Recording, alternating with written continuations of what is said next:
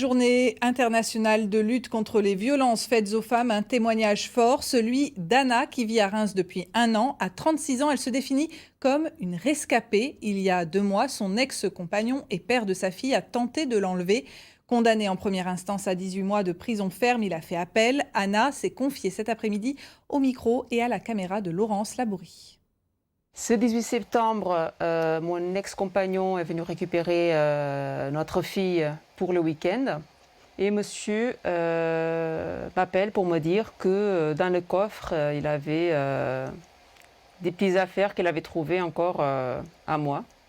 Je regarde dans le sac, je sors une robe à moi, je la pose sur mon épaule et je sors une deuxième pièce de vêtement. J'ai même pas eu le temps de voir ce que c'était, que je commence à avoir des coups sous ma tête. J'étais complètement sous le choc, j'ai même pas remarqué. C'est après, par la suite, que j'ai vu que je dégoulinais de sang. Elle m'a cassé la tête en plusieurs endroits.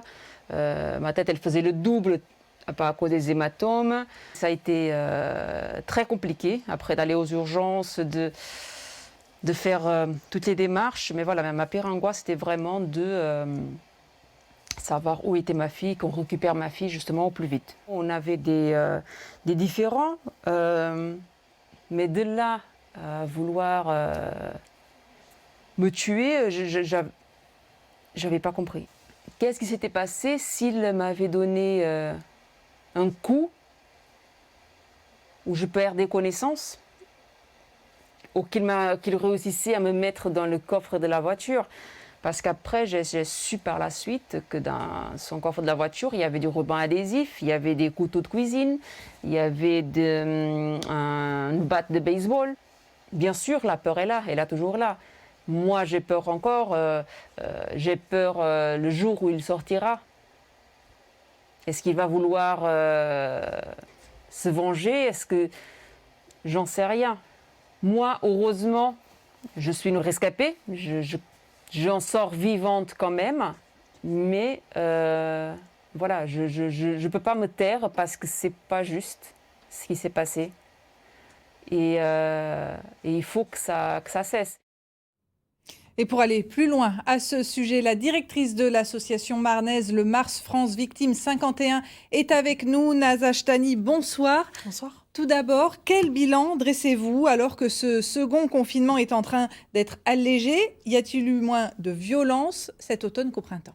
On n'a pas encore de bilan arrêté du deuxième confinement, évidemment, mais c'est un confinement qui est différent du premier. Pendant le premier confinement, les femmes, et notamment les mères, étaient bloquées à la maison avec les enfants, puisqu'il n'y avait pas d'école. Les différents services publics étaient clos, étaient fermés et pas accessibles. Du coup, il n'y avait pas d'échappatoire à l'isolement de la maison. Et alors que ce confinement est différent. L'école est maintenue, c'est très important.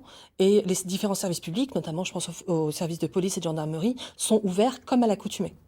Alors le plus délicat, c'est la lutte contre la résignation, le fatalisme des victimes. Il y a toujours un moyen de se faire aider? Tout à fait. Il faut savoir que déjà, d'une part, toutes les violences sont graves et méritent d'être accompagnées et méritent de cesser, qu'elles soient psychologiques, économiques, sexuelles, physiques évidemment. Et il existe toujours près du domicile des femmes une association au sein des commissariats des gendarmeries, des professionnels qui sont formés. Pour le Mars, on a des permanences au sein des tribunaux, au sein des différentes permanences de gendarmerie. Et donc, il y a moyen de nous contacter et d'obtenir de l'aide. Les audiences judiciaires ont-elles été retardées avec les confinements? Non, elles ont été maintenues. Et bien sûr, il y a eu des mesures, des évictions, des contrôles judiciaires et des audiences pendant les 2 confinements, et notamment le premier. Vous insistez sur le fait qu'il faut que la peine soit bien comprise par la victime. Tout à fait. On a mené une enquête de satisfaction sur le ressort des 2 tribunaux judiciaires. C'était il y a 1 an, cette enquête. Tout à fait. Et il est ressorti au niveau des 2 territoires que la peine n'était pas forcément comprise par la victime. Par exemple, un auteur qui était condamné à une peine avec sursis, la victime ne comprenait pas ce qu'impliquait cette peine. Déjà, il faut lui rappeler que c'est une vraie peine et le risque qu'encourt l'auteur si jamais il récidive.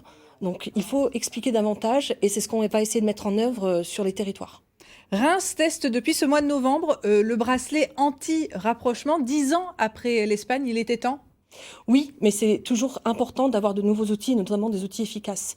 Ce bracelet anti-rapprochement, il est composé de deux parties. Une qui va être posée sur l'auteur, c'est le bracelet en lui-même, et un dispositif pour la victime qui va permettre d'alerter les forces de police et de gendarmerie sans forcément que la victime elle-même alerte. C'est-à-dire qu'il va y avoir deux périmètres définis autour de la victime. Si l'auteur entre dans le premier périmètre, on va l'alerter et lui demander de sortir de ce périmètre. S'il poursuit dans sa démarche et se rapproche et entre dans le second périmètre, là, on demandera aux forces de police, aux gendarmeries d'intervenir et d'interpeller la personne. Autre outil, une application gratuite, Mémo de vie, c'est quoi? Tout à fait. France Victime, la Fédération d'aide aux victimes nationale, a mis en place une application qui permet deux choses. La première, c'est à la victime de stocker des documents importants, certificats médicaux, documents administratifs, photos, notamment photos des coups malheureusement. Et la deuxième chose, ce sont des outils d'évaluation, d'auto-évaluation de la situation qu'elle vit. Ça sera à elle de tenir une sorte de journal, d'auto-évaluer l'intensité des violences, l'intensité des coups. Ça lui permettra et de marquer le coup et de réaliser ce qu'elle subit. Parce que parfois, effectivement, il y a un décalage entre la réalité des coups qu'elle reçoit et l'identification des faits qu'elle en fait elle-même. Et cette application, elle se télécharge gratuitement d'après le site que vous de France Victime, tout à fait. Exactement. Et je rappelle également que depuis le 1er juillet, il y a une convention avec le CHU de Reims pour le signalement des personnes victimes de violences et ça se montre efficace d'après ce que vous m'en avez dit par téléphone. Tout à fait. Le CHU, c'est une porte d'entrée importante pour les victimes de violences conjugales, notamment celles qui ne veulent pas porter plainte.